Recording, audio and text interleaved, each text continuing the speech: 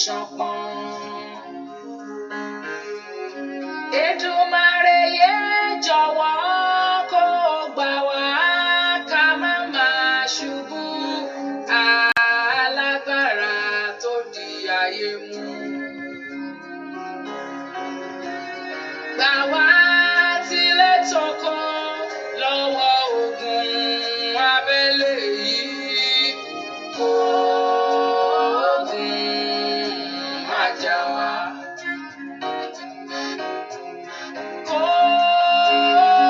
Ogun má jà wá ní Nàìjíríà o. Ogun má jà ní o. Àní kógun ara wa kó má jà wá bẹ̀bẹ̀. Kógun má jà ní o. Gbà wá lọ́wọ́ ogun. Ìwọ ló dá wa sínú ọ̀pọ̀ ọ̀rọ̀ yìí o. Kógun má jà ní o. Agbára ènìyàn ò ká ayé. Ohun gbogbo tó ṣẹlẹ̀ yìí tójú sùn ní oko. Ogun má jà ní. Òye yé wa pé mọ̀ ń wọ̀lú bọ̀ o. Òkú etílé òun la wà yìí.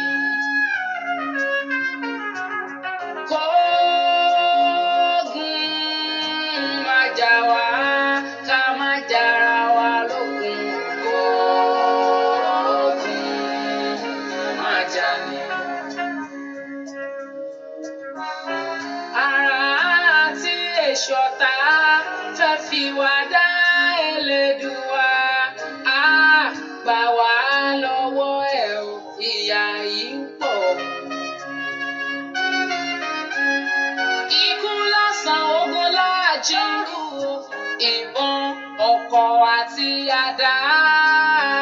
Ènìyàn dúdú fira wọn ṣẹlẹ́yà o. Àmì fọwọ́ ara wa ṣera wa o lórílẹ̀‐èdè kan ṣoṣo. A fẹ́ pínra wa.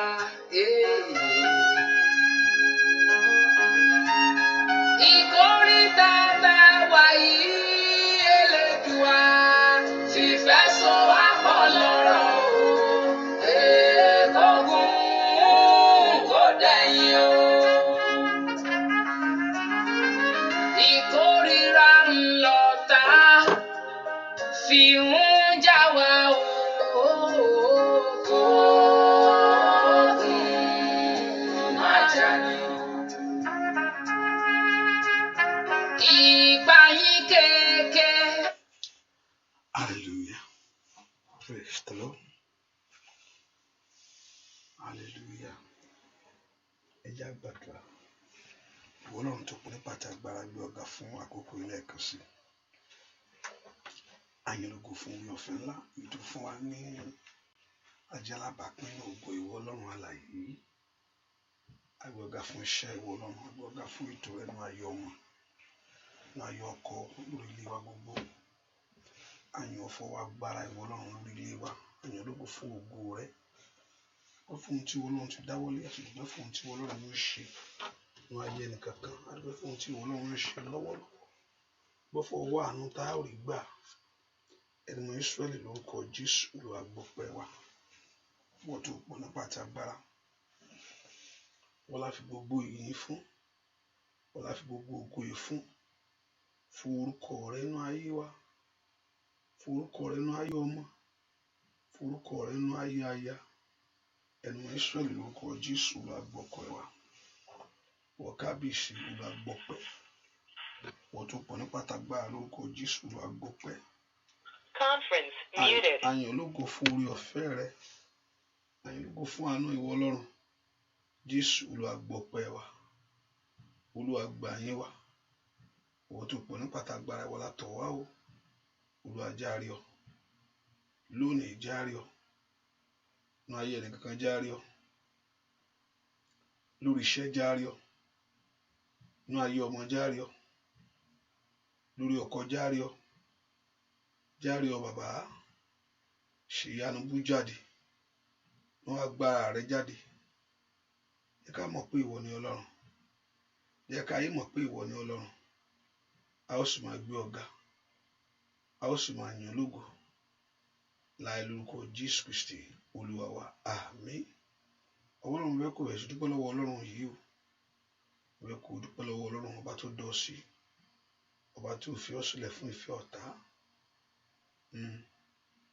aláàbò Góṣẹ́nì olùpamọ́ olùjí olùwòsàn bẹ́ẹ̀ kò gbé Ọlọ́run yìí ga fún ohun tó ń ṣe inú ayé rẹ ni pé Jésù ṣe o wọ́n tó pọ̀ ní pàtàgbà lórí ayé mi gbogbo bẹ́ẹ̀ kò dúpẹ́ lọ́wọ́ Ọlọ́run fún ayé ọmọ rẹ kò dúpẹ́ fún ìrìn àjò tó gbó wọn rìn ọba tí òjò sọkún ọba tí ò jẹ́ kí àlàáfíà rẹ sọnù ọba tí ò jẹ́ kí àlàáfíà rẹ di fíafíà òun náà wọ́n fẹ́ kó gbéga láàárọ̀ yìí ẹ kò dúpẹ́ lọ́wọ́ Ọlọ́run yìí pé Jésù ṣe o alágbára ṣe wọ́n tó pọ̀ nípa àtàgbára wọ́n tó ní gbogbo agbára lọ́wọ́ wọ́n tó ní gbogbo agbára lọ́wọ́ mo gbé ọ̀gá lọ́wọ́lọ́wọ́ yìí màmá mo fẹ́ kó dúpẹ́ lọ́wọ́ Ọlọ́run fún ètò Ọlọ́run lórí ayé rẹ ni ẹ kó dúpẹ́ lọ́wọ́ Ọlọ́run fún ètò Ọlọ́run lórí ayé ọmọ rẹ ọba tí òjòjú tì ọ́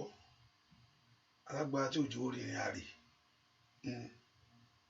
ọba tí òjòjú tì ọ́ ọba tí òjò rìnrìn àrè ọba tí òjò sọnù ọba tí òjò ráre dúpẹ́ lọ́wọ́ Ọlọ́run yìí Olúwa mo yìn ọ́ fún ìrìn àjò ayé mi gbogbo Olúwa mo yìn ọ́ fún ayé àwọn ọmọ mi gbogbo Olúwa mo yìn ọ́ lórí iṣẹ́ mi gbogbo tí ó bá yẹ pé ìwọ tó dó tì mí kí ni n bá wí lónìí bí ó bá yẹ kó pa mí mọ́ kí ni n bá sọ bí ó bá yẹ kó dá mi sí orí ọ̀fẹ́ rẹ ló ga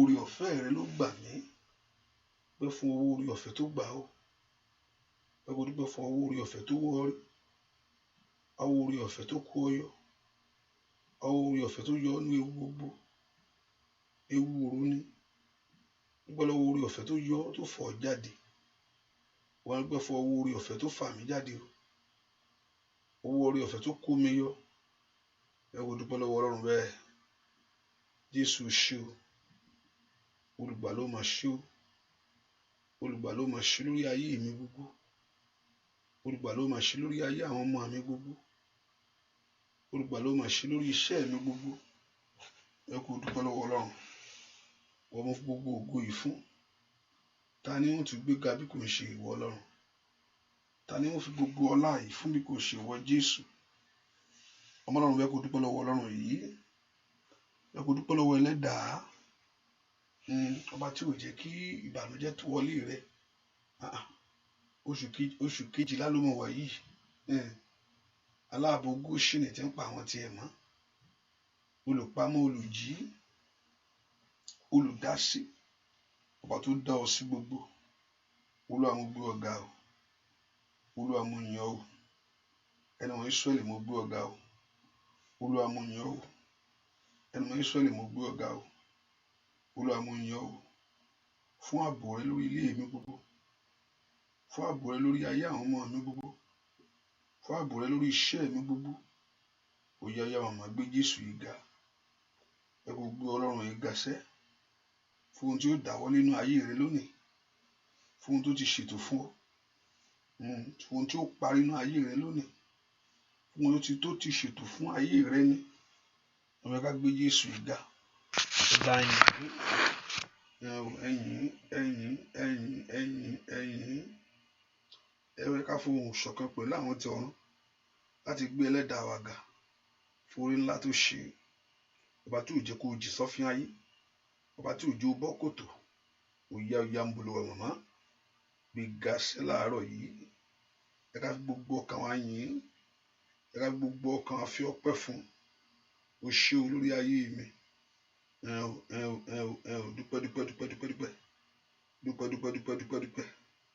dúpẹ́ lọ́wọ́ Ọlọ́run yìí, dúpẹ́ lọ́wọ́ ẹlẹ́dàá rẹ sẹ́, dúpẹ́ lọ́wọ́ olùpamọ́ rẹ, olùjí rẹ, aláàbò gbogbo ní gbogbo ọ̀nà, aláàbò gbogbo nínú ayé àwọn ọmọ, aláàbò gbogbo nínú ilé, aláàbò gbogbo. Dúpẹ́ lọ́wọ́ Ọlọ́run yìí. Jésù ṣé o, Jésù ṣé o, olùgbà ló mọ̀ ṣe é. Kí ni ó fi ọpẹ́ fún ìwọ Ọlọ́run? Kí ni fi dúpẹ́ oore tó ṣe? Oore rẹ mọ̀ pọ̀, ó mọ̀ ju orin òkú lọ. Mélòó ni ó rò? Àfi kí n ṣáà máa dúpẹ́. Mélòó ni ó rò? Dúpẹ́. Mélòó ni ó rò láti àkàkàwé tán, àkàkà tán lórí bàbá. Oore ọ̀rọ̀ yìí mọ̀ pọ̀ lórí ayé mi. Oore rẹ mọ̀ pọ̀, oore rẹ mọ̀ pọ̀ lórí ilé mi. Jésù ṣé o, Jésù ṣé o, Jésù mo yìn ọ́, Jésù mo gbé ọ ga, mo yìn ọ́ fún oore ńlá.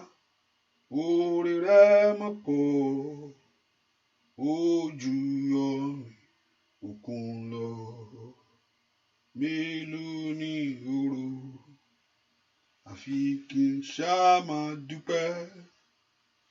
Oore rẹ mọ̀ pọ̀, ó ju yanrìn òkun lọ.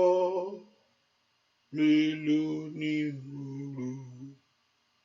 Àfi kí n ṣáà máa dúpẹ́. Dúpẹ́ lọ́wọ́ Ọlọ́run yìí. O ṣé o, o ṣé lórí ayé mi o. O ṣé lórí ilé mi o. Jésù ṣé o. Ṣé lórí ọmọ mi? Dúpẹ́ lọ́wọ́ Ọlọ́run. Ṣé o, ẹ ṣé o, ẹ ṣé o, ẹ ṣé o, ẹ ṣé o, ẹ ṣé o, ẹ ṣé o,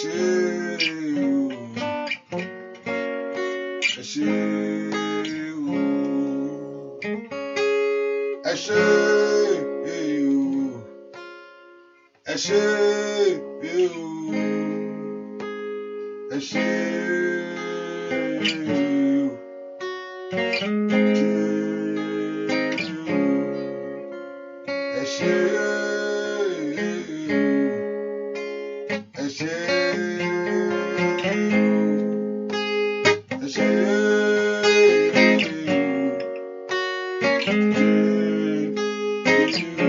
ẹ ṣé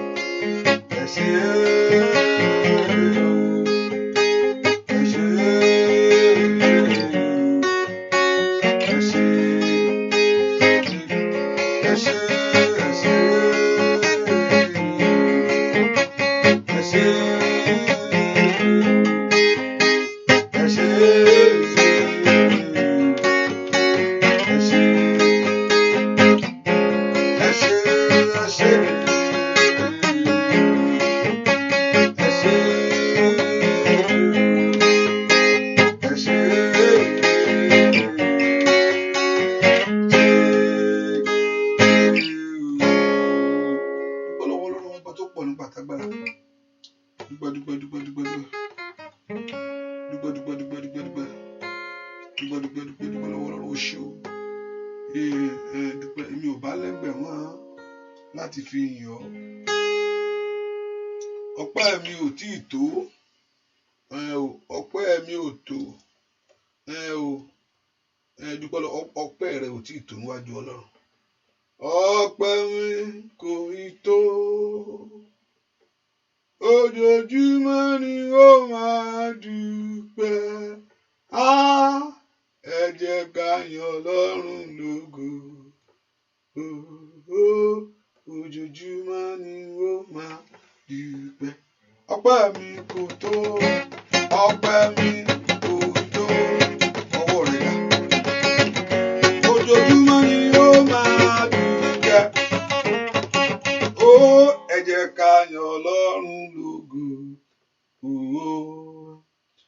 ojoojúmọ́ ni yóò máa dúpẹ́. I just see what you're talking about. Kò ní bọ́dún. Ọpẹ́ mi kò ì tó. Ojoojúmọ́ ni yóò máa dúpẹ́. Ó bàbá, ẹ jẹ́ ká yìn Ọlọ́run. Ojoojúmọ́ ni yóò máa dúpẹ́. Ọpẹ́ mi kò tó ṣẹ́. Ọpẹ́ mi kò tó.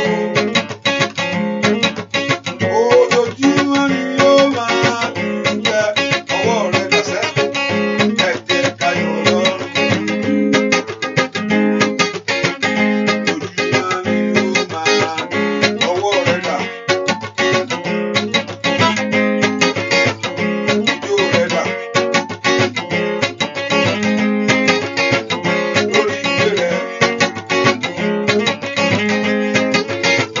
Lórí ẹbí rẹ̀. Gbogbo ọ̀nà rẹ̀ láyé. Ọpẹ́ mi kò tó. Ojoojúmọ́ ni yóò máa dúpẹ́. Bàbá mi o. Ẹ jẹ́ ká yìn Ọlọ́run lógo. Ojoojúmọ́ ni yóò máa dúpẹ́. Ọpẹ́ mi kò tó ṣẹ láyé. Ọpẹ́ mi kò tó. Màmá dúpẹ́. Ojoojúmọ́ ni yóò máa dúpẹ́. Ẹ jẹ́ ká yìn Ọlọ́run. Ojoojúmọ́ ni yóò máa dúpẹ́. Bóyá ó yọ. Jésù kó máa dúpẹ́ o. Ó yọ. Jésù lóṣù. Ó yọ. Jésù kó máa dúpẹ́ o. Ó yọ. Jésù lóṣù.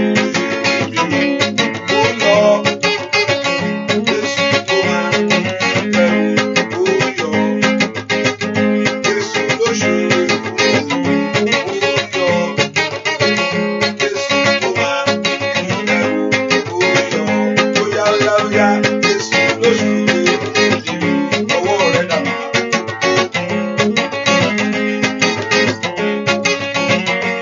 Ijó rẹ̀ dà wá. Ó mọ̀ ṣe lórí ayé rẹ̀ sẹ́. Ó mọ̀ ṣe lórí ọmọ rẹ̀ nígbà. Onílò yọ. Jésù kó máa dúpẹ́ o. Ó yọ. Óyá óyá óyá. Jésù lóṣù. Ó yọ. Jésù kó máa dúpẹ́ o. Ó yọ. Óyá óyá óyá. Jésù lóṣù. Ìjọba ó yọ. Jésù kó máa dúpẹ́ o. Ó yọ. Jésù lóṣù.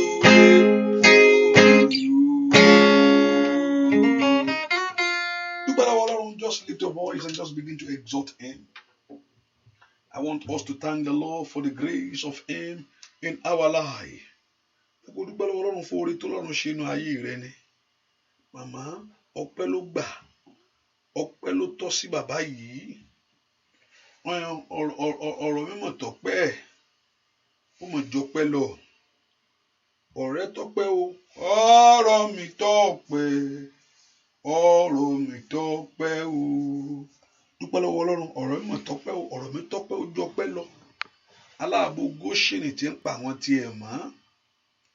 Olùpamọ́, olùjí, alágbára gíga. Ẹ̀mí àwọn wòlíì Ọlọ́run ìgbàlà ńlá. Abániṣe òde ọ̀run. Ọba tó bẹ́ẹ̀ ṣètò ayé tiẹ̀. Ọba tí òjòjú tì ọ́. Ọba tí òjò sọnù. Ó yáyá níbo ló wà sẹ́.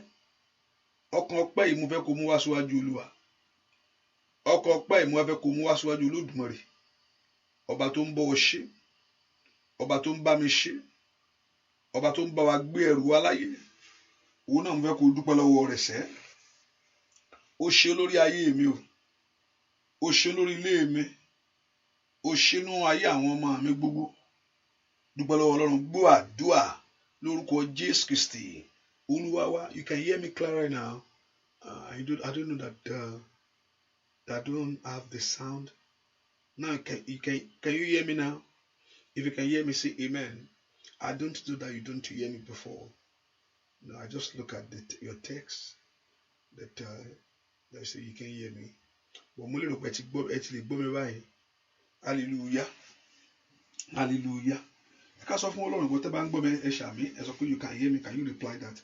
Or you say amen. I can hear you. Ẹ ká porúkọ Jésù. Olúwa dárí gbogbo àṣírí mi jì mí. Gbogbo ẹ̀ṣẹ̀ mi gbogbo Olúwa dáríjì. Ẹ kó porúkọ Jésù dáadáa. Gbogbo ẹ̀ṣẹ̀ mi gbogbo Olúwa dáríjì.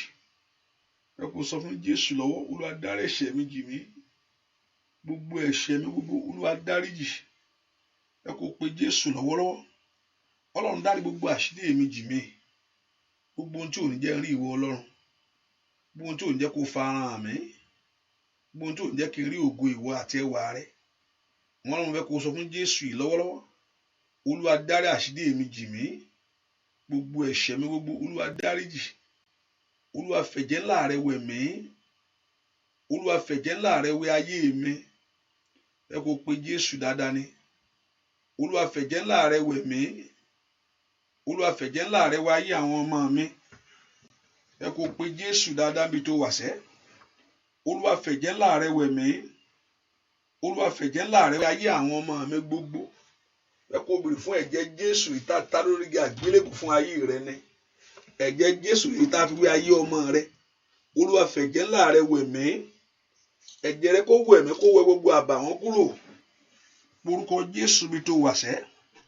Ask the blood of Jesus Christ to cleanse you, to wash you. Ask the blood of Him to purify you this hour. Bèrè fún ẹ̀jẹ̀ Jésù kó wẹ̀ ayé rẹ. Olúwa fẹ̀jẹ̀ rẹ wẹ̀ mí. Ẹ̀yin ogun ọ̀run ẹ̀jẹ̀ Jésù jó wẹ̀ ayé mi ní. Ọmọ Ọlọ́run lanu kó pe Jésù yìí. Olúwa dẹ̀jẹ̀ lé mi lórí. Ẹ̀jẹ̀ Jésù kó wẹ̀ mí tọmọtọmọ. Olúwa dẹ̀jẹ̀ lé mi lórí. Ẹ̀jẹ̀ Jésù kó wẹ̀ mí tilétilé. Ọmọ Ọlọ́run bolo wà sẹ́. Pé Jésù dáadáa. Kó fi ẹ̀jẹ̀ ńlá rẹ̀ wẹ̀ ọ́. Kó fi ẹ̀jẹ̀ ńlá rẹ̀ tú ayé rẹ ṣe. Sọ fún Ọlọ́run, Olúwa fẹ̀jẹ̀ ńlá rẹ̀ wẹ̀ mí. Olúwa fẹ̀jẹ̀ ńlá rẹ̀ tú mi ṣe. Pé Jésù dáadáa mi tó wà sẹ́. Olúwa fẹ̀jẹ̀ ńlá rẹ̀ wẹ̀ mí. Olúwa fẹ̀jẹ̀ ńlá rẹ̀ tú mi ṣe. Can you plead the blood of Jesus Christ over every areas of your life? Kàlókò sọ fún Jésù sẹ́. Ask the blood of Jesus Christ to cleanse you. Ask the blood of Jesus Christ to purify your heart. Purify your soul, spirit and body. Kí ẹ̀jẹ̀ Jésù kó wẹ̀ ayé rẹ ní. Oya. Ẹ porúkọ Jésù. Matoko brando soko prandagaba. Oya. Porúkọ Jésù dáadáa. Olúwa fẹ̀jẹ̀ rẹ wẹ̀ mí. Olúwa fẹ̀jẹ̀ rẹ wẹ̀ ayé mi. Olúwa fẹ̀jẹ̀ rẹ wẹ̀ ayé ọmọ mi. Olúwa fẹ̀jẹ̀ rẹ wẹ̀ iṣẹ́ mi. Olúwa fẹ̀jẹ̀ rẹ wẹ̀ ayé ọmọ mi gbogbo. Porúkọ Jésù sẹ́. Ẹ̀jẹ̀ Jésù wẹ̀ ayé mi lónìí. Ẹ̀jẹ̀ Jésù wẹ̀ ayé ọmọ mi lónìí. Orúkọ Jésù dáadáa mi tó wà. Olúwa fẹ̀jẹ̀ rẹ wẹ̀ mí. Ẹ̀jẹ̀ Jésù yí ayé mi ká. Ẹ̀jẹ̀ Jésù yí ayé mi ká. Bọ́lá ńlá ni kò pe Jésù yẹn. Olúwa fẹ̀jẹ̀ rẹ wẹ̀ mí. Olúwa fẹ̀jẹ̀ rẹ wẹ̀ ayé mi ni. Ẹ̀jẹ̀ Jésù wẹ̀ ayé mi lónìí. Ẹ̀jẹ̀ Jésù wẹ̀ ayé ọmọ mi lónìí. Orúkọ Jésù. Kí ẹ̀jẹ̀ náà kó tú ayé rẹ ṣe. Orúkọ Jésù. Kí ẹ̀jẹ̀ náà kó tú ayé ọmọ rẹ ṣe. Orúkọ Jésù. Kí ẹ̀jẹ̀ náà kó tú ọ ṣe. Orúkọ Jésù dáadáa. Olúwa fẹ̀jẹ̀ rẹ wẹ̀ mí. Oya ẹ̀jẹ̀ Jésù wẹ̀ ayé mi. That the blood of Jesus Christ to cleanse you. That the blood of Jesus Christ to purify you. That the blood of Jesus Christ to wash you. Ask the blood to cleanse you right now. Olúwa fẹ̀jẹ̀ ńlá rẹ wẹ̀ mí. Gbọ́ àdúà lórúkọ Jésù Kristi. Olúwa wa ẹ sọ pé Jésù lọ́wọ́ mo tọ̀ wá. Ọlọ́run ṣàánú fún mi. Have mercy on me. Olúwa ṣàánú fún mi ní àárọ̀ yìí. Ask the Lord. Olúwa ṣàánú fún mi láàárọ̀ yìí. Bí ọdún ti fẹ́ parí, ẹ jẹ́ kí n rí àánú lágbà. Bí ọdún yìí ti ń lọ, ẹ ṣàánú fún mi. Ẹ kó orúkọ Jésù dáadáa. Kí Ọlọ́run kó fi àánú wẹ̀ ayé rẹ ní. Olúwa ṣàánú fún mi. Ẹ jẹ́ n rí àánú lágbà. Orúkọ Jésù dáadáa. Olúwa jẹ́ kí n rí àánú láàrẹ gbà. lónìí àánú rẹ jó tọ̀ ayé mi wá orúkọ Jésù lónìí àánú rẹ jó tọ̀ ayé mi wá Olúwa fi àánú rẹ wò mí Olúwa fi àánú rẹ wò ayé mi. Somebody ask the blood of Jesus Christ to cleanse you. Ask the blood to purify you. Ask the blood to sanctify you.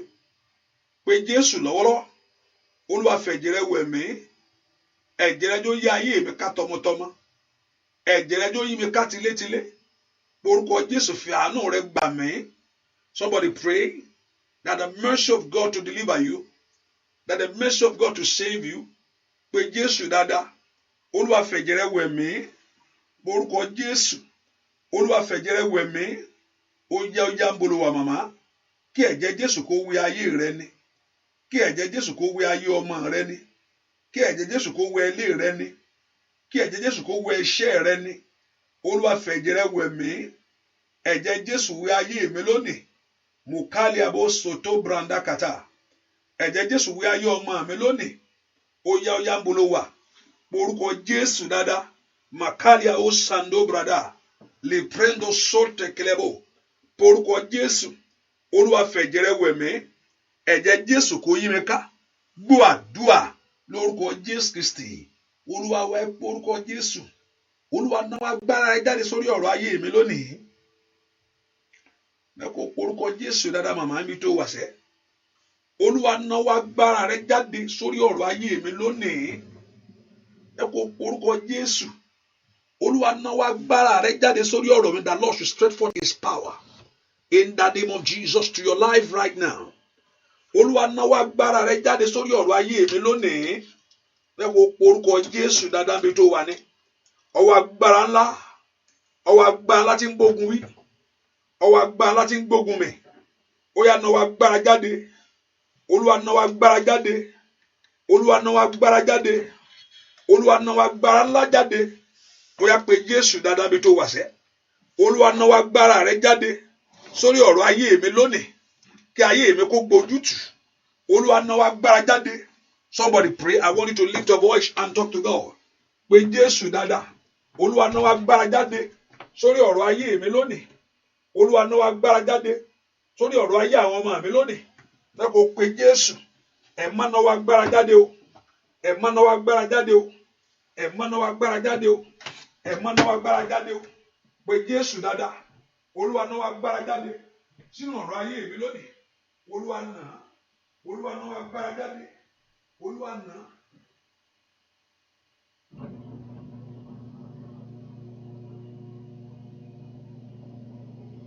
Olúwa náwó agbára jáde sí ọ̀rọ̀ ayé mi lónìí Olúwa náwó agbára jáde sínú ayé mi lónìí lórúkọ Jésù Olúwa náwó agbára jáde.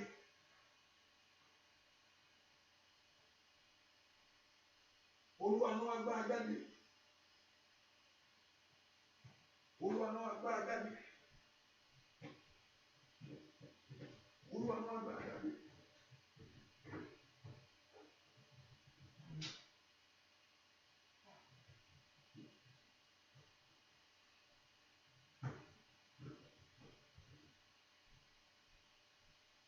Olúwa náwó agbára jáde sórí ọ̀rọ̀ ayé mi sẹ́ bọ́lọ́run ládùúgbò gbàdúrà kí Jésù kó náwó agbára ẹ̀ jáde sórí ọ̀rọ̀ ayé rẹ lónìí Olúwa náwó agbára jáde gbọ́ àdúrà lórúkọ Jésù Kristi Olúwa wa ẹ pé Jésù Olúwa jẹ́ kí n ní ìṣẹ́gun tí ayé mi wà. Let me have the victory that you are looking for, that you are praying for. Ẹ fún mi ní ìṣẹ́gun tí mò ń béèrè fún. Ẹ porúkọ Jésù dáadáa. Ẹ̀yin ogun ọ̀run ẹ fún mi ní ìṣẹ́gun ńlá tí mò ń béèrè fún. Ẹ kó porúkọ Jésù kí ogun ọ̀run kó fún ọ ní ìṣẹ́gun ńlá èyí tó ń béèrè fún. Ẹ kó porúkọ Jésù. Olúwa fún mi ní ìṣẹ́gun tí ayé mi ń béèrè fún. I want to ask the Lord to give you the victory that you are praying for. Ask the Lord to give you the victory. Ẹ̀yin ogun ọ̀run ẹ fún mi ní ìṣẹ́gun tí ayé mi ń béèrè fún. Ask the Lord to give you the victory that you are seeking the face of God for. Ẹ jẹ́ kí ayé mi kó ní ìṣẹ́gun ńlá tó ń béèrè fún. Lórúkọ ọmọ Ọlọ́run lánàá kó gbàdúrà orúkọ Jésù orúkọ Jésù ó yẹ fún mi ní ìṣẹ́gun lónìí o. Ẹ fún mi ní ìṣẹ́gun lónìí lọ́wọ́ ogun àṣetì ohun tó ń ṣẹlẹ̀ yẹn gan sọ fún Ọlọ́run pé o fẹ́ ìṣẹ́gun. Olúwa mò ń fẹ́ ìṣẹ́gun lọ́wọ́ àmúbọ́, mò ń fẹ́ ìṣẹ́gun orúkọ Jésù, mò ń fẹ́ ìṣẹ́gun ní orúkọ Jésù. Ó yẹ fún mi ní ìṣẹ́gun tí ayé mi ń béèrè fún. Ask the Lord to give you the victory that you are praying for. Ask the Lord to give you the victory that you are seeking the face of God for. Ẹ jẹ́ kí n ní ìṣẹ́gun tí ayé mi ń béèrè fún. Ẹ jẹ́ kó máa mi ní o. Ẹ po orúkọ Jésù. Ó yá ó yá ó yá ó yá ó yá. Ó yá orúkọ Jésù dáadáa. Ó yá sọ fún Jésù sẹ́. Ó yá fún mi ní ìṣẹ́gun. Gbọ́ àdúrà lórúkọ Jésù Kristi. Olúwa wa gbẹ̀tọ́ mi fún mi. Olúwa gbẹ̀tọ́ mi fún mi. Gbẹ̀tọ́ mi fún mi. Olúwa gbẹ̀tọ́ mi fún mi. Ọmọ aráyé ń jẹ mí nìyà. Ó yá ó yá ó yá. Gbẹ̀tọ́ mi fún mi. Olúwa gbẹ̀tọ́ mi fún mi. Gbẹ̀tọ́ mi fún mi. Olúwa gbẹ̀tọ́ mi fún mi. Ọmọ aráyé ń jẹ mí nìyà. Gbẹ̀tọ́ mi fún mi. Ó yá ó yá. Ohun tó yẹ kó ti láyé. Táyé fi ń dùn Ọlọ́run aláìṣẹ̀. Àkókò rẹ̀ ní tó ẹ fún mi kiri ayé mi. Ó yá ìpín náà fẹ́ ṣe. Ó yá kò fẹ́ ká àwọn àmà mi kó yàn kí wọ́n yanjú láyé. Kò fẹ́ kó òkú rẹ̀ kó mú jáde sẹ́ lórí ayé àwọn èèyàn yìí. Bẹ́tọ̀ wá fún wa, Olúwa bẹ́tọ̀ wá fún wa. Bẹ́tọ̀ wá fún wa, Olúwa bẹ́tọ̀ wá fún wa. Bàbá ọmọ aráyé jẹ̀mí nìyà. Bẹ́tọ̀ mi fún mi. Ó yá bẹ́tọ̀ mi fún mi. Olúwa bẹ́tọ̀ mi fún mi. Orílẹ̀-èdè bẹ́tọ̀ mi fún mi. Olúwa bẹ́tọ̀ mi fún mi. Ó yá o ọmọ aráyé jẹ̀mí nìyà. Bẹ́tọ̀ mi fún mi. Jésù, ó ní ìdàkẹ́tọ̀ rẹ̀ kó wọ́n sí láyé.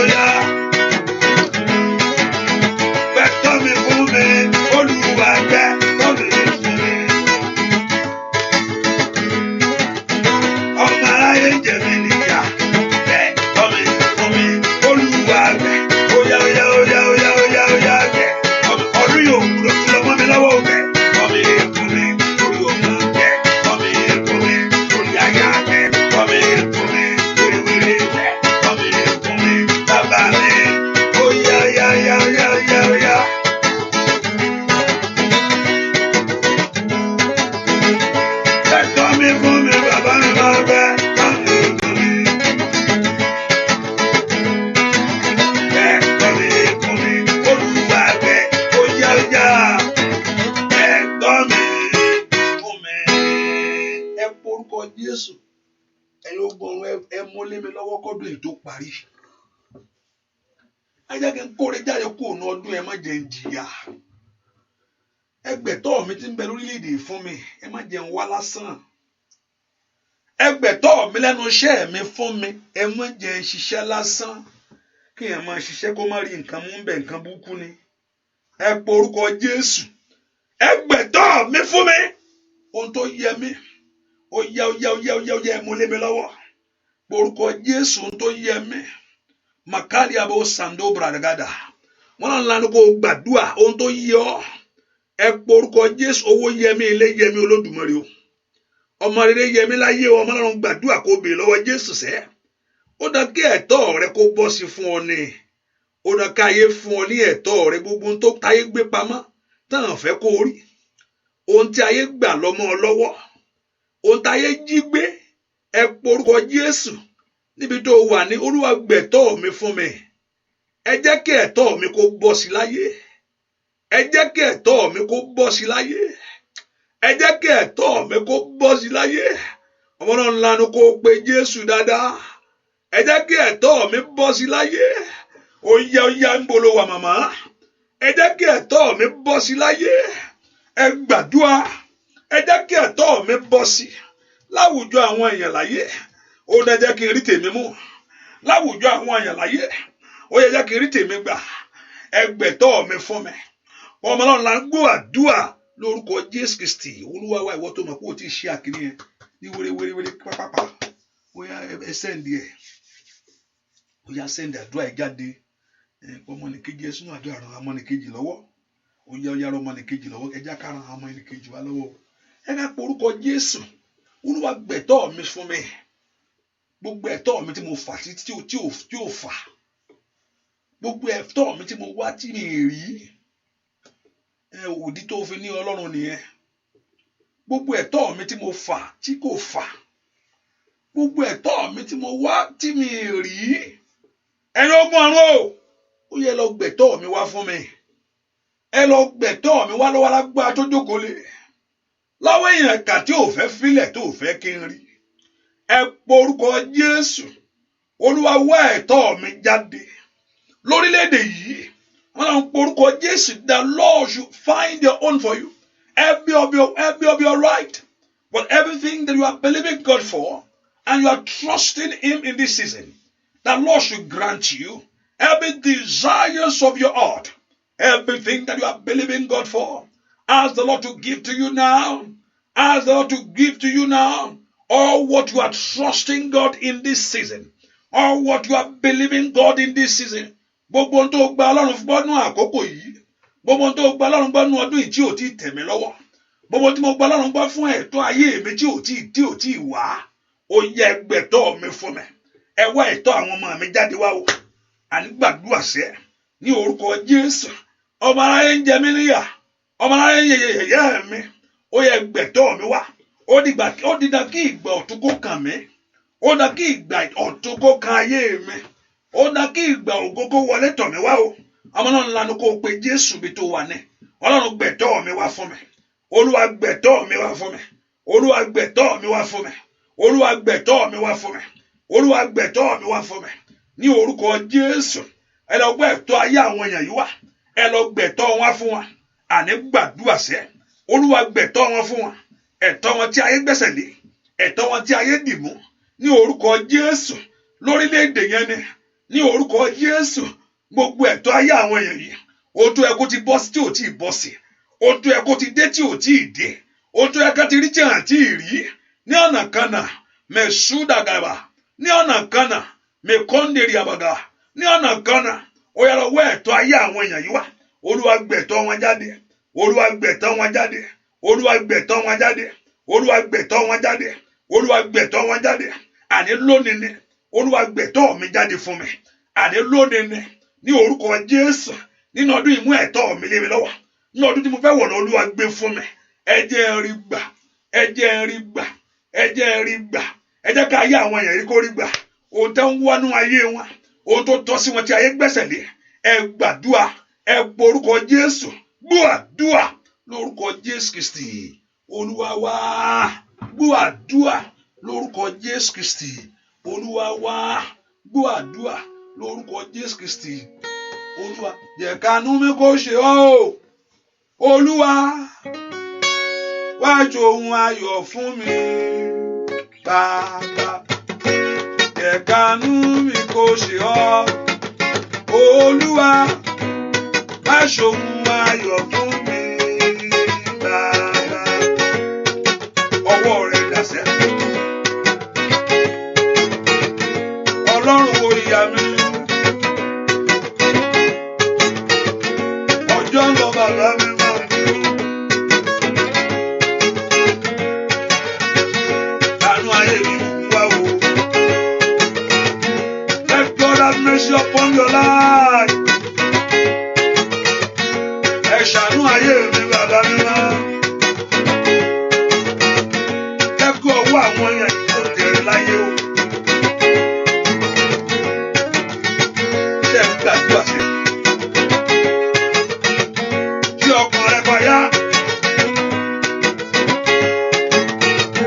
jẹ́ káàánú mi kó ṣe ọ́ ẹni tó dá mi wá ṣohun ayọ̀ fún mi gbà óyá jẹ́ káàánú mi kó ṣe ọ́ Olúwa wá ṣohun ayọ̀ fún mi bàbá oníjẹ́ káàánú mi kó ṣe ọ́ ẹni tó dá mi wá ṣohun ayọ̀ fún mi nínú ọdún yìí óyá o jẹ́ káàánú mi kó ṣe ọ́ Olúwa wá ṣohun ayọ̀ fún mi bàbá óyá kó ṣàánú ayé rẹ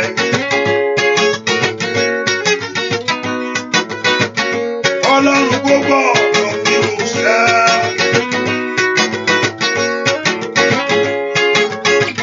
gbogbo ọ̀rọ̀ ayé rẹ ò mi ò kó ṣàánú lórí ọmọ rẹ ní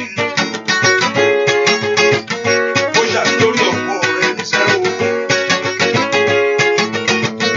o oníjẹ́ kánú ni kò ṣe kọ́ o ẹni tó dá mi wá ṣohun ayọ̀ fún mi nínú ọdún yìí kó tó parí jẹ́ kánú ni kò ṣe ọ́ Olúwa wá ṣohun ayọ̀ fún mi bàbá ọ̀rọ̀ mi wá bàbá mo dé o ayé mi dọ̀wọ́ rẹ bá mi ṣe óyá ọ̀rọ̀ mi wá mo ti dé bàbá mi mọ́ o bàbá mo dé o orí mi dọ̀wọ́ rẹ bá mi ṣe ọ̀rọ̀ mi àwa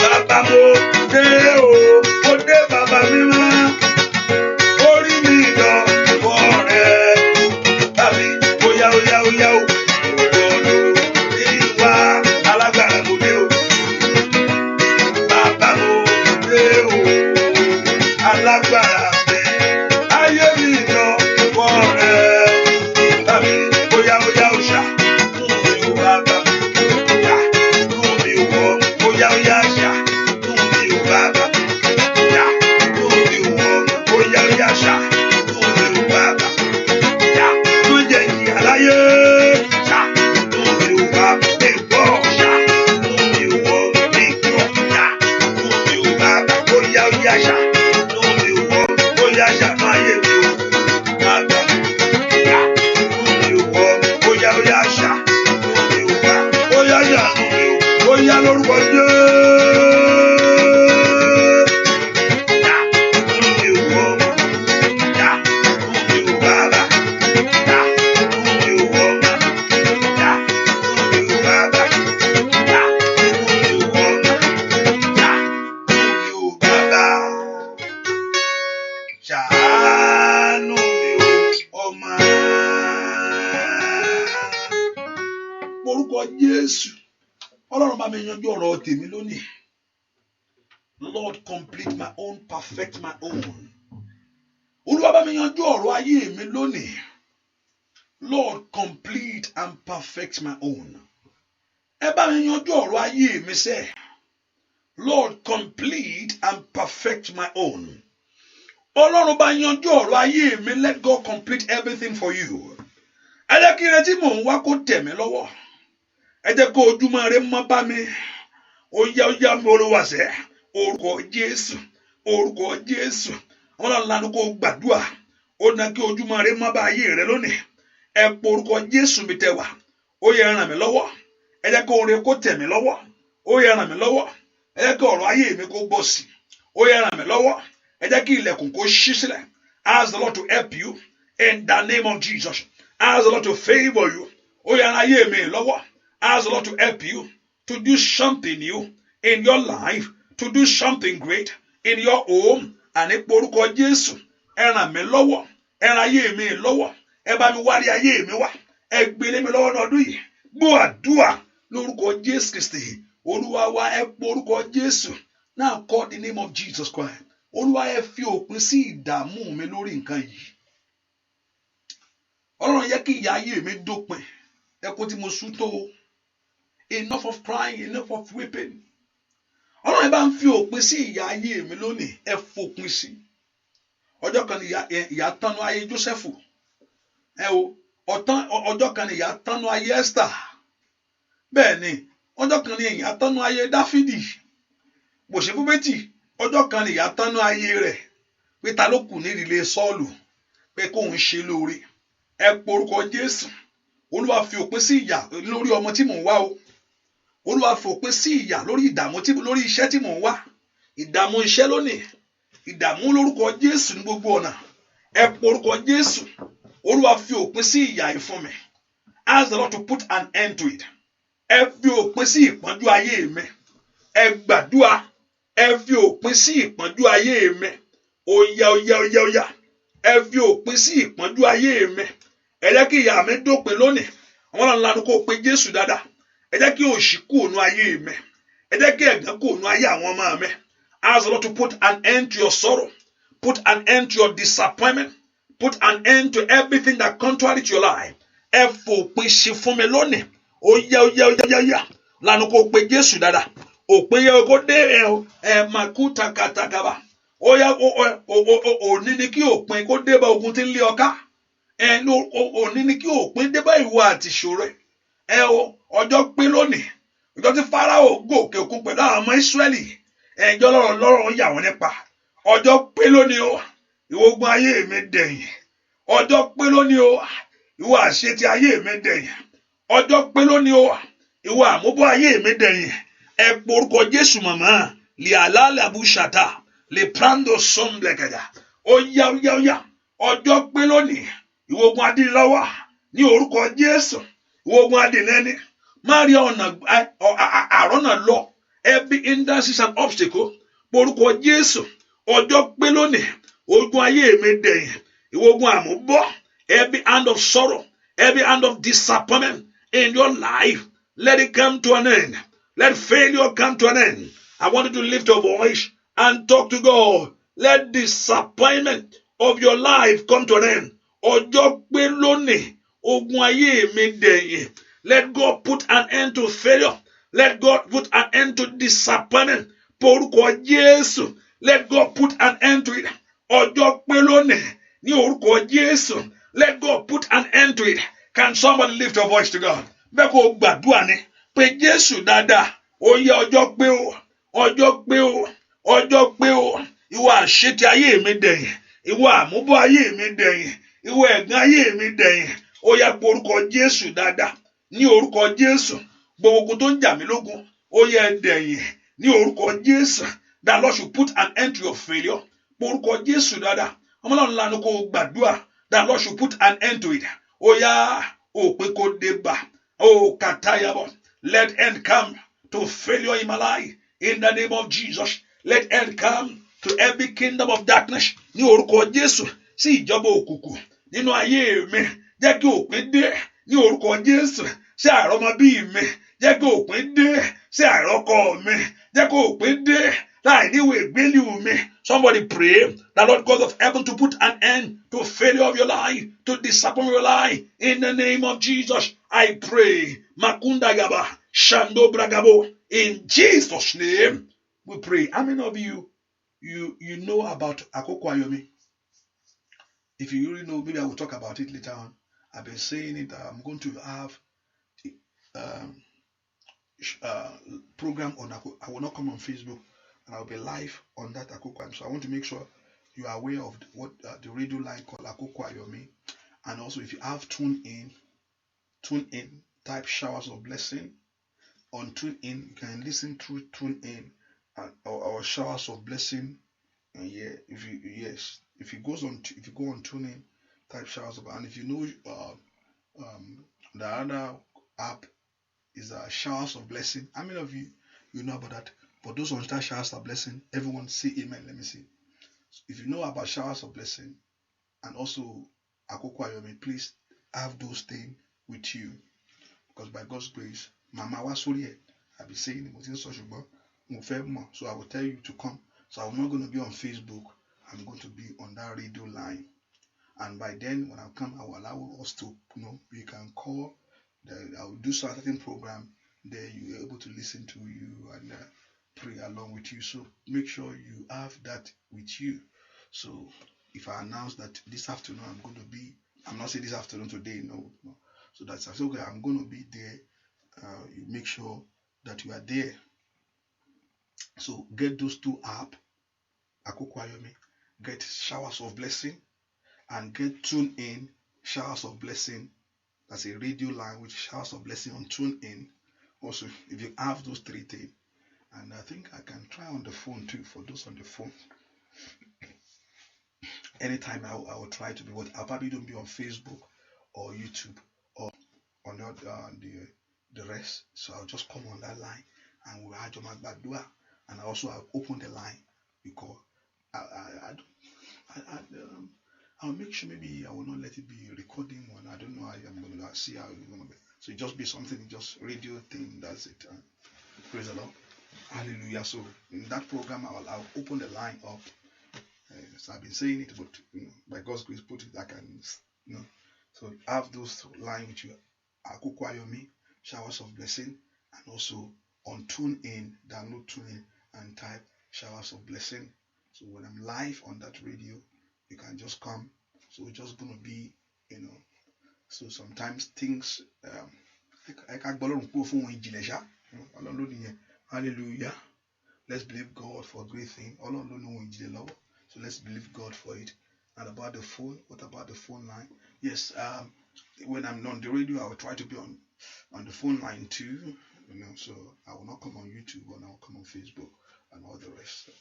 So Jesus, Olúwa ṣe tèmi láṣẹ pé sẹ́, ẹ ṣe tèmi fún mi kí ọ̀rọ̀ mi níyanjú o. Ẹ porúkọ Jésù, ẹ ṣe tèmi fún mi kí ọ̀rọ̀ mi níyanjú o. Ẹ ṣe tèmi fún mi, ẹ jẹ́ rí tèmi gbà. Ẹ má jò pé kẹ́ tó dá mi lóhùn ọjọ́ ń lọ bàbá. Ẹ má jò pé kẹ́ tó ṣe mí lóore ńlá. Ẹ má jò pé kẹ́ tó fawọ́ mi òkè. Ẹ porúkọ Jésù. Ọlọ́run ṣèlérí fún àwọn, ó sọ fún Daniel. Àkókò báyẹn kúrò lórílẹ̀ Bábílónì yóò, ṣùgbọ́n ọjọ́ tún lọ díẹ̀. Ẹ má jò pẹ́ kí ẹ tó dá mi lóhùn. Ẹ má jò pẹ́ kí ìyanu kó tó ṣẹlẹ̀ lórí ayé mi.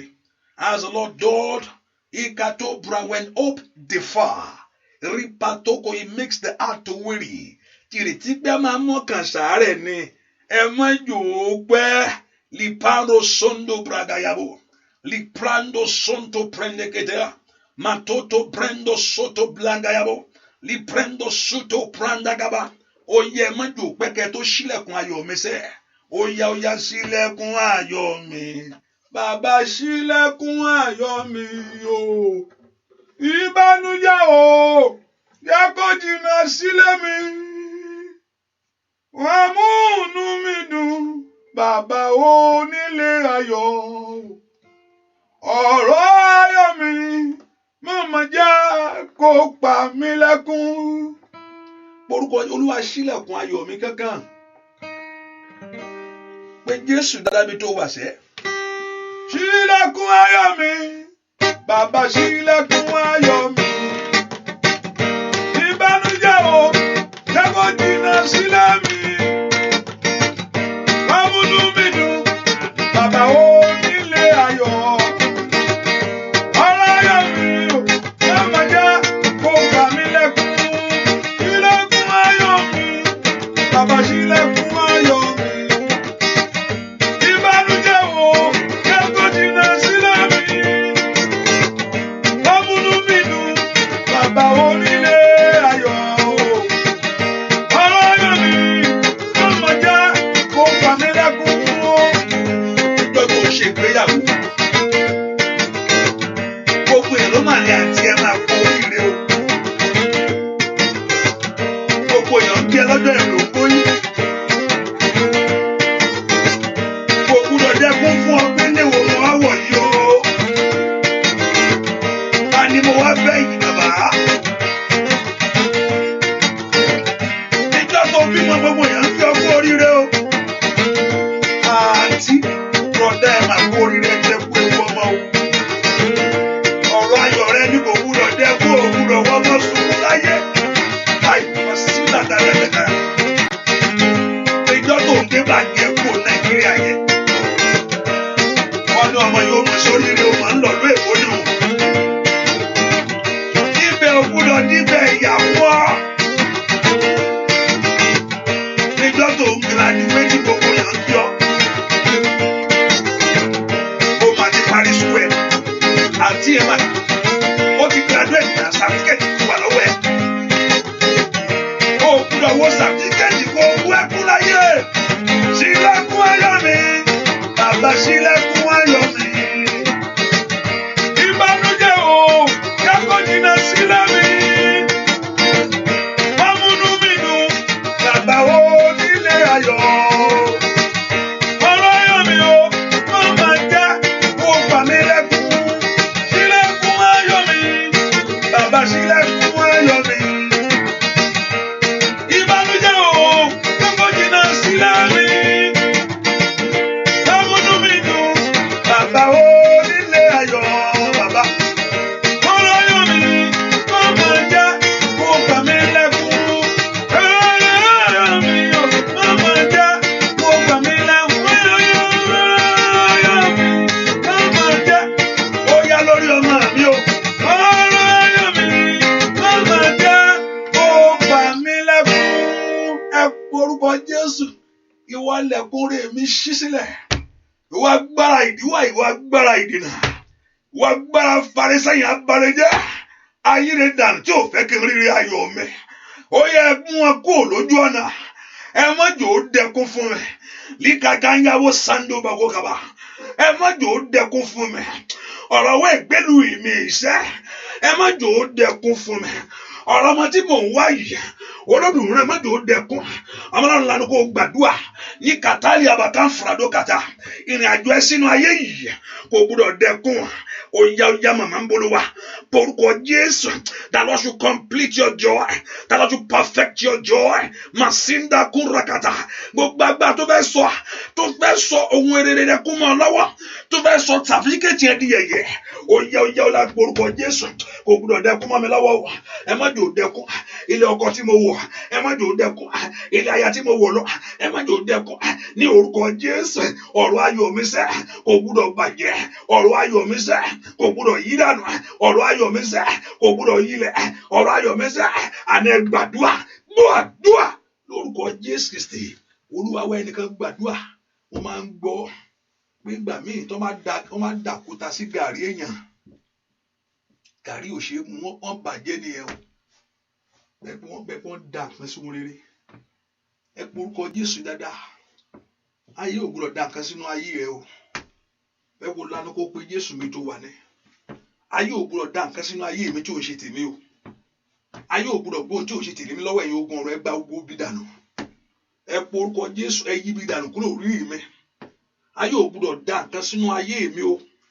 Ayé ò gbúdọ̀ dọ̀nà mi rú. The Lord should destroy every plans of the evil concerning your life. Ẹ porúkọ Jésù. Ayé ò gbúdọ̀ dá ohun ìbànújẹ́ sínú ayé mi o. Ẹ porúkọ Jésù. Ayé ò gbúdọ̀ dá ohun ìbànújẹ́ sínú ayé mi o. ẹ porúkọ Jésù dáadáa ìdí tó fi ń gbàdúrà nìyẹn kó má bàa ṣẹlẹ̀ ló fi ń gbàdúrà kí ibi má bàa wọlé tọ̀ ló fi ń ké pe Ọlọ́run ní orúkọ Jésù kò gbọdọ̀ ṣẹlẹ̀ ayé ò gbọdọ̀ dọ̀nà mi rú gbàdúrà sẹ́ ẹni tó da òkúta sínú gàrí rẹ̀ wọ́n dọ̀nà rẹ̀ rúnu wọ́n po nǹkan mẹ́rẹ̀ẹ̀nu ó yá ayé ọ̀nà mi ò gbọdọ̀ dàrú ní orúkọ Jésù ẹ jẹ́ n ṣe rere ẹ jẹ́ n ṣe rere ẹ jẹ́ n ṣe rere mo fẹ́ ṣe rere o mo fẹ́ ṣe rere ẹ jẹ́ ráàánú gbà mo fẹ́ ṣe rere ẹ jẹ́ ráàánú gbà mo fẹ́ ṣe rere ẹ jẹ́ ráàánú gbà mo fẹ́ ṣe rere mo fẹ́ rọ́nà lọ mo fẹ́ rọ́nà àbáyọ lọ mo fẹ́ lu àlùyọ ọ̀nà mi ò gbọdọ̀ dàrú. Can you lift your voice and pray? Can you lift your voice and pray? Can you lift your voice and pray? Can you lift your voice and pray? Gbàdúrà sẹ́ gbàdúrà lórúkọ Jésù Kristi Olúwa wa ní ìṣẹ́jú péréte tá a ní. No, I'm very sorry. You know, I was trying to come earlier on, but I was here battling with this, you know, trying to make this thing work. That's why. Hallelujah. So that's why, you know, and by God's grace, thank God his life. So that's why we are still. Ẹ kú your fẹ́ tí máa dún báyìí ṣùgbọ́n ní ìṣẹ́jú kékeré tó kù yìí ẹ porúkọ Jésù àníṣe ọ̀nà mi ò gbúdọ̀ dàrú ọ̀nà mi ò gbúdọ̀ dàrú ọ̀nà mi ò gbúdọ̀ dàrú ọ̀nà ayé mi ò gbúdọ̀ dàrú ọ̀nà iṣẹ́ mi ò gbúdọ̀ dàrú ọ̀nà ìrìn àjò mi ò gbúdọ̀ dàrú ayé ò gbúdọ̀ bọ́n rẹ jẹ́ mọ́ mi lọ́wọ́ o àná wọn náà ni mo ní kó gbàdúrà ayé ò gbúdọ̀ bọ́n rẹ jẹ́ mọ́ mi lọ́wọ́ orin ni pé kó parí skul yẹn orin ni pé kó débi ayọ̀ ẹ láyé orin bí ká kọ́ ọmọ rẹ kó yanjú ayé ò gbúdọ̀ bà orin jẹ́ mọ́ mi lọ́wọ́ o màmá níbo lẹ wà sẹ́ pé Jésù dáadáa bí tó wà ní ayé ò gbúdọ̀ bà orin jẹ́ kò gbúdọ̀ bà orin jẹ́ mọ́ mi lọ́wọ́ o ohun táyé good láti máa ṣe nìyẹn ká yí orin dànù ẹ o lórúkọ Jésù the enemy should not destroy every good things in your life kò gbúdọ̀ bàjẹ́ all the good things the Lord has given to you that the grace of the Lord rests upon it. The Lord not allow the enemy to destroy it. Ayé ò gbúdọ̀ bọ́n rẹ jẹ́ mọ́ mi lọ́wọ́ o. Ọlọ́run lanu kó orúkọ Jésù dára. Ayé ò gbúdọ̀ bọ́n rẹ jẹ́ mọ́ mi lọ́wọ́ o. Orúkọ Jésù ọmọ Ọlọ́run lanu kó gbàdúrà. Ayé ò gbúdọ̀ bọ́n rẹ jẹ́ mọ́ mi lọ́wọ́ o. Oore inú ayé mi ò gbúdọ̀ bàjẹ́. Ní orúkọ Jésù. Oore lẹ́nu iṣẹ́ ò gbúdọ̀ bàjẹ́. Mo lérò pé ò ń gbàdúrà. Ankata yabo sata. Limprando shekele agaba. Shando brago takalebo. Mato blendo prende sike. Oya gbàdúrà. Ayé ò gbúdọ̀ bá oore jẹ́ mọ́ mi lọ́wọ́. Oore ò gbúdọ̀ yí dànù. Oore ò gbúdọ̀ sọnù. Oore ò gbúdọ̀ yí dànù. Oore ò gbúdọ̀ bàjẹ́. Ẹ gbàdúrà. Àní porúkọ Jésù dáadáa. Ayé ò gbúdọ̀ bọ́ oore jẹ́ mọ́ mi lọ́wọ́. Ìkàtàlábò. The Lord should not allow the enemy to destroy the plans of God, the will of God over your life, the things of God, all your vision, all your good agendas in the name of Jesus. Ayé ò gbúdọ̀ bàjẹ́. Ayé ò gbúdọ̀ bọ́ oore jẹ́ mọ́ mi lọ́wọ́ o. Ní orúkọ Jésù lẹ́nu iṣẹ́ mi ni. Ó yá lanu kó gbàdúrà màmá kó má bàa gba lẹ́tà tí ò ń ṣe tiẹ̀. Ó yá. Orúkọ Jésù dáadáa. Ayé ò gbúdọ̀ bọ́ oore jẹ́ mọ́ mi lọ́wọ́ o. Mo ní kó gbàdúrà lẹ́nu iṣẹ́ yẹn. Ọlọ́run ayé ò gbúdọ̀ bọ́ oore jẹ́ mọ́ mi lọ́wọ́ o. Lẹ́nu iṣẹ́ yìí. Ayé ò gbúdọ̀ bọ́ oore jẹ́ mọ́. Mo ní kó gbàdúrà. Mo ní kó gbàgbà. Mo ní kó múra sí dáadáa. Ní orúkọ Jésù. Ní orúkọ Jésù. Ayé ò gbúdọ̀ bọ́ oore jẹ́ mọ́ mi lọ́wọ́. Ní oore ayé ò gbúdọ̀ bàjẹ́. Ẹ gbúdọ̀ gbèsù láyé. Ẹ̀yin ogun ọ̀run ẹ gbúdọ̀ bá láyé. Alábògó ṣì ní ẹ má gbà láyé. Oore ò gbúdọ̀ bàjẹ́. Oore ò gbúdọ̀ bàjẹ́. Oore ò gbúdọ̀ bàjẹ́. Every good thing in your life, we can talk kapayabo. The Lord will not allow it to be destroyed. In the name of Jesus. Gbọ́ àdúrà lórúkọ Jésù Kristi. Olúwa wa ẹ porúkọ Jésù. Ẹ jẹ́ ó ṣeé ṣe fún mi. Let the Lord make it possible for me. Ó ní kò sẹ́ni tó rún kó ń gbà. Bí kò ṣe pé a fi fún látọ̀run wá. Ẹ̀yin ogun ọ̀run ẹ fún mi tèmi náà. Ẹ jẹ́ kí n rí lè gbà. Kọ́dún yìí tó parí ẹ jẹ́ n rí lè gbà. Ẹ porúkọ Jésù ẹ jẹ́ kí n rí ayọ̀ mi gbà lọ́dún yìí. Pastor, ó mà ṣe kú ọjọ́ díẹ̀. Bẹ́ẹ̀ ni ó ṣe mú. Ó yẹ kó kórè jáde ni. Ó yẹ kó kórè jáde. Should come out of 2019 with blessing of God, the glory of God upon your life. Ẹ jẹ́ kí n múre jáde kúrò ní ọdún yìí. Gbogbo ọwọ́ àṣetì, gbogbo ọwọ́ àmúbọ́. gbogbo ọwọ́ ìjákulẹ̀, gbogbo ọwọ́ ẹni bí, ẹ kúrò lórí ọ̀rọ̀ mi. Ẹnu rẹ ló wá fi kọ́ mọ́ jẹ, òòjẹnu rẹ ló fi kọ́, ẹnu ẹ lọ aṣọ pé ó tí o yálà bàbóka ẹnu ẹni. Má rò pé ẹnìkan ń gbàdúrà fún ọ, wọ́n ń tọ̀ ọ́ ni. Ó yá orúkọ Jésù dáadáa. Àyílàbà ń ṣàdá lípredo tẹkẹlẹbọ. Ó yá líprendo tẹkẹlẹbọ. Ó yá gbàdúrà. Ó yá àní pé Jésù dáadáa. Ní ọdún yìí jẹ́ kí n múre jáde. Ẹ jẹ́ kí n múre jáde. Ìwọ àṣetì, ẹ gbọ́dọ̀ bá mi jáde o. Ìwọ àmúbọ̀, ẹ gbọ́dọ̀ bá mi jáde. Ìwọ ẹ̀gàn, ẹ gbọ́dọ̀ bá yà àwọn èèyàn jáde. Ní orúkọ Jésù, gbogbo tó di ayé àwọn ìmọ́lẹ̀, everything that tie your dream down, gbogbo tó di ayé àwọn èèyàn ìmọ́lẹ̀, Olúwa já. Ìwọ okùn àṣetì já, ìwọ okùn àmúbọ̀ já, ìwọ okùn ìtìjú já, ìwọ okùn ẹ̀gàn já. Ní orúkọ Jésù, nínú ayé àwọn èèyàn yìí, gbogbo tí ò fẹ́ kí oore jọ, gbogbo tí ò fẹ́ kí oore pọ̀ sí, gbogbo tí ò fẹ́ kí oore ṣẹlẹ̀, gbogbo tí ò fẹ́ kó gbọ́ ìròyìn ayọ̀ ohun rere, ó yá. Gbogbo agbára tí ò fẹ́ kó gbọ́ ohun rere, ó yá porúkọ Jésù. Ìwọ agbára ìyà ti páyì, ó yá. Ẹ gbàdúrà porúkọ Jésù. Ó yá. Màsótótótó kálábà. Ó yá. Ẹ gbàdúrà pé Jésù, gbàdúrà gbọ́ àdúrà lórúkọ Jésù Kristi Olúwa wa. Gbogbo ipá àtàgbára, gbogbo ipá àtàgbára lọ́wọ́ rẹ ló wà, Ọlọ́run lókè. Gbogbo ipá àtàgbára, ó yá sọ bẹ́ẹ̀. Gbogbo ipá, ìjẹ́wọ́ Ọlọ́run sọ́lọ́run ni ẹ o. Àtàgbára, mo ní ìjẹ́wọ́ rẹ ni ẹ. Gbogbo ipá, àtàgbára, bàbá ọwọ́ rẹ ló wà, Ọlọ́run lókè. Gbogbo ipá àtàgbára, gbogbo ìgbàṣẹ,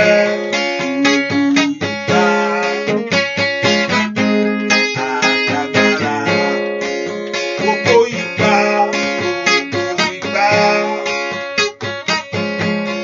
àtàgbára, kábíyèsí mi, ọwọ́ rẹ ló wà,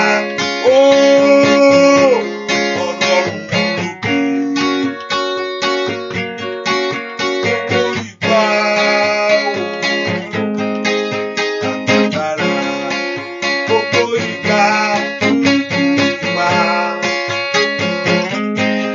àtàgbára, gbogbo ipá àtàgbára, kábíyèsí ńlá o, ọwọ́ rẹ ló wà, Ọlọ́run lókè.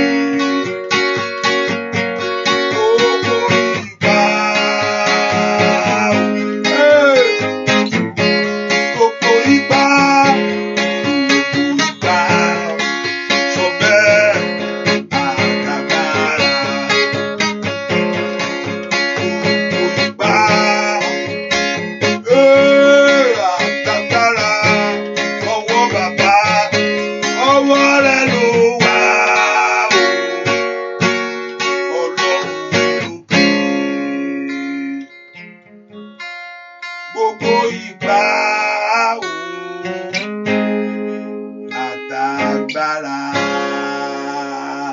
Ẹnìkan níbi tí wọ́n bá di ayé ẹ mọ́lẹ̀ lónìí, Ọlọ́run Ísírẹ́lì kò tú ọ sílẹ̀. Ṣàmì dáadáa mi tó bá wà sẹ́. Ìfẹ́ tó sọnù, k'Olúwa kó dá ìfẹ́ náà padà.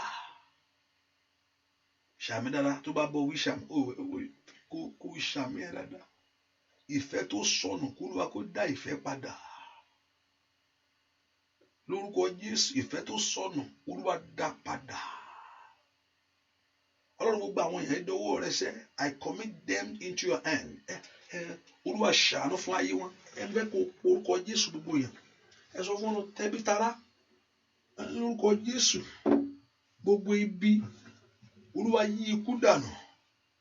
Ẹ sọ fún Jésù dáadáa ohun tí emergency gangan ò lè kápá ẹ̀ Olúwa má jẹ́ ó ṣẹlẹ̀ sí mi. Bẹ́ẹ̀ kó gbàdúrà dáadáa ohun tí emergency pé wọ́n á pe emergency ládẹ̀ tí wá too late even though wọ́n pe emergency wá ṣùgbọ́n wá too late gba ó ti late emergency gangan ò lè mú. Ẹ porúkọ Jésù má jẹ́ ó ṣẹlẹ̀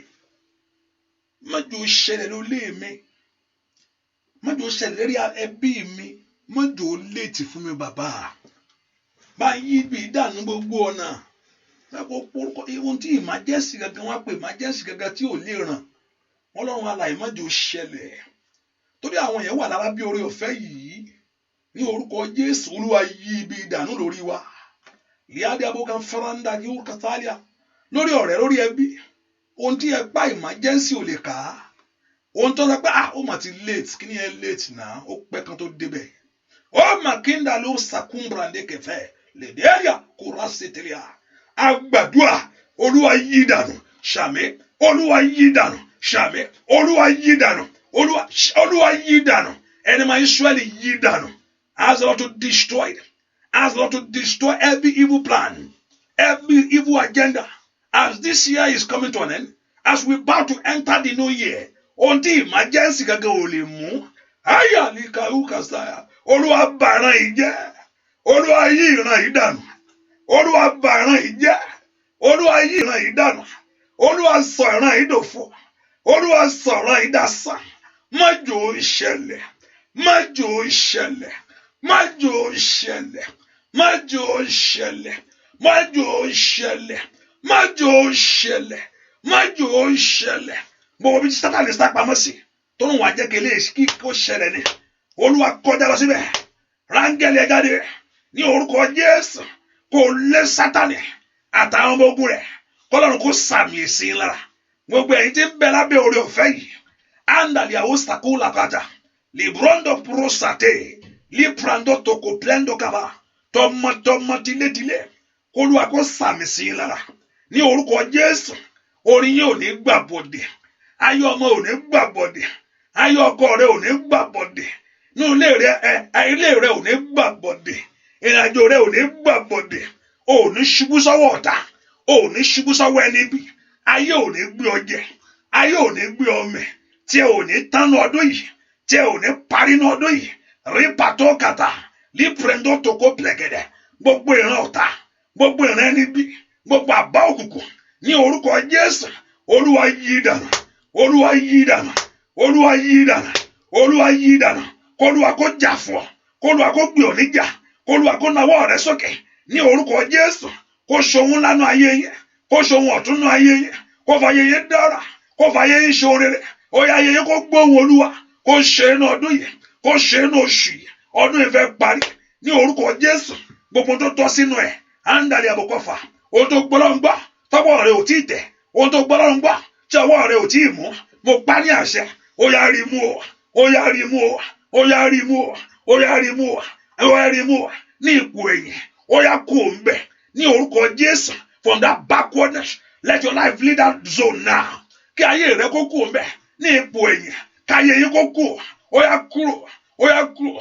Ó yá kúrò. Ìrìnàjò rẹ̀ ò ní dàrú. Bó ṣe fẹ́ rìn. Kólúwa bẹ́ ẹ rìn. Bó ṣe fẹ́ lọ. Kólúwa bẹ́ ẹ lọ. Ìrìnàjò rẹ̀ ò ní dàrú. Mo tún sọ lẹ́ẹ̀kan sí o. Kò ní dàrú. Bó ṣe fẹ́ rìn. Kólúwa kó bẹ́ ẹ rìn. Bó ṣe fẹ́ lọ. Kólúwa kó bẹ́ ẹ lọ. Ààbò Jésù kó dájú. Ọwọ́ Ọlọ́run kó wà lára rẹ̀. Gbogbo tó bá ti lọ kó ṣe ọ lóore. Kó ṣàánú fún ọ. O ò ní sọkún. Ní orúkọ Jésù. Dandan ni o. Kó fì sọ́tùn. Kó fì sósì. Kó fì síwájú. Kó fì sẹ́yìn. Kó lẹ́nu ọpẹ́. Ọ̀rọ̀ ẹ kó já sọ́pẹ́. Kó orí tàn rere pa. Ní orúkọ Jésù.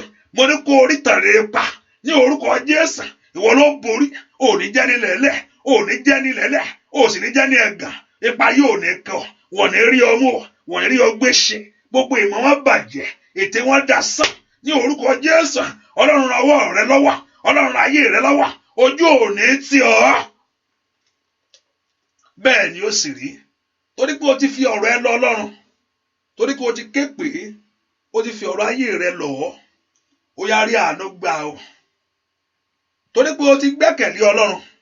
torí pé o sì ti wojú rẹ̀ fún àánú ó yá rí àánú gbà ayé rẹ kó rà àánú gbà ayé ọmọ rẹ kó rà àánú gbà iṣẹ́ rẹ kó rà àánú gbà ayé yín kó rà àánú gbà ayé yín kó rà àánú gbà ayé yín kó rà àánú gbà mo gbàdúrà fún gbogbo yín tí orúkọ yín bẹ̀rẹ̀ láti bí yẹn wọ́n tó bá tó yẹ pé orúkọ ẹ wà lára tí ó wà ń bí yẹn tó orúkọ bá ní bí inú orúkọ ẹ lórúkọ Jésù ojú òní tì ọ́ ojú òní tì ọ́ ojú òní tì ọ́ omi ayé òní dàjú ọ́ omi ọ̀tá òní dàjú ọ́ ṣàmì dáadáa omi ọ̀tá òní dàjú ọ́ lórúkọ Jésù omi ọ̀tá òní dàjú ọ́ lórúkọ Jésù omi ọ̀tá òní dàjú ọ́ òní sọ ẹ̀yà ara nù ẹ ṣàmì òní sọ ẹ̀yà ara nù ṣàmì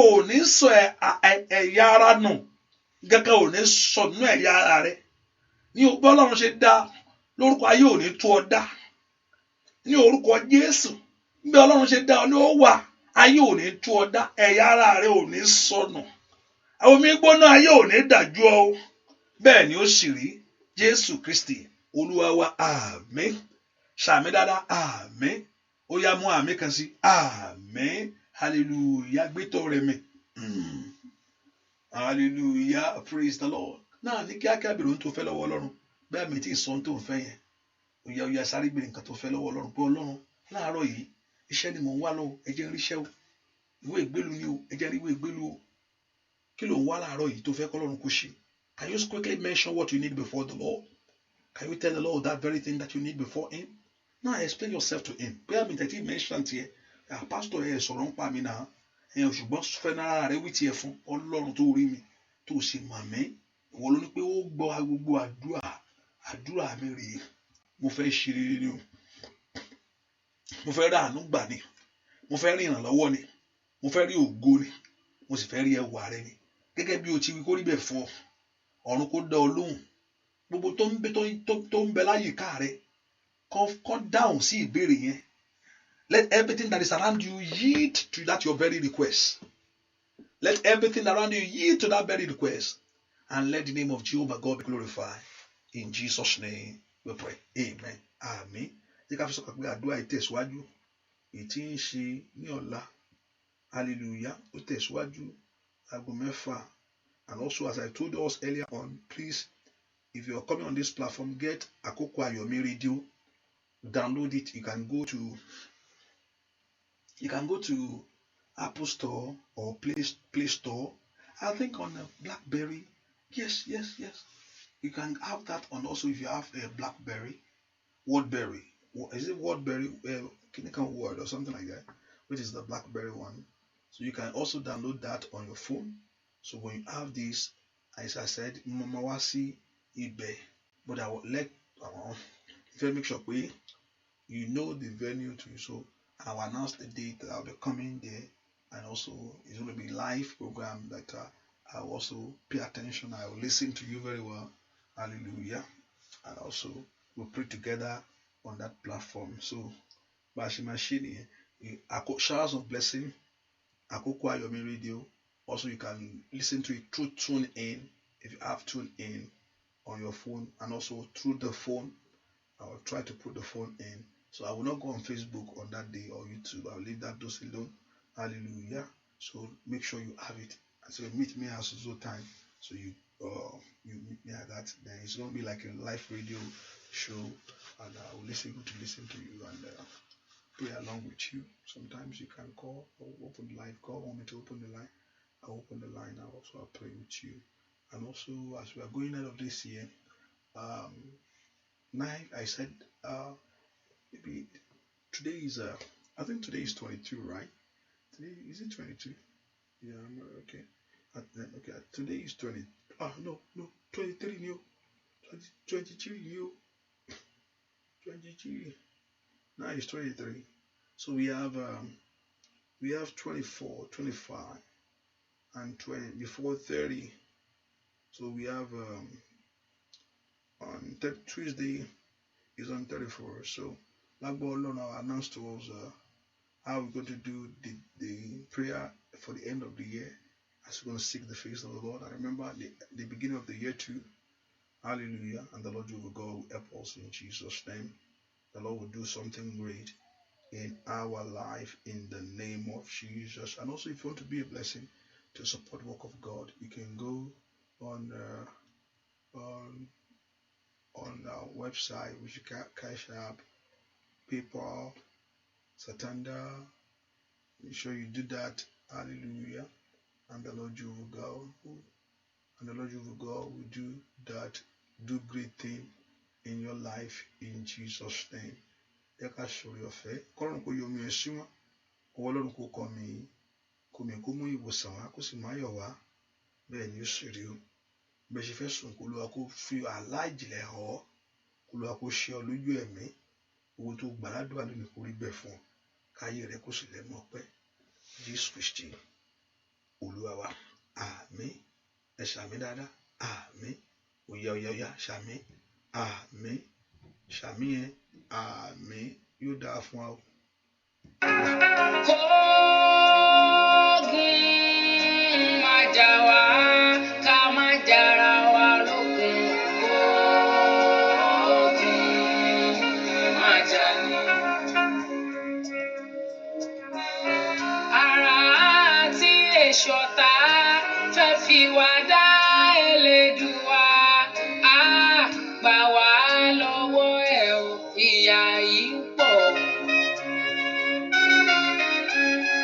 Ikú lọ́sàn, ogun láàjìnú, ìbọn, ọ̀kọ̀ àti àdá. Ènìyàn dúdú fira wọn ṣẹlẹ́yà o.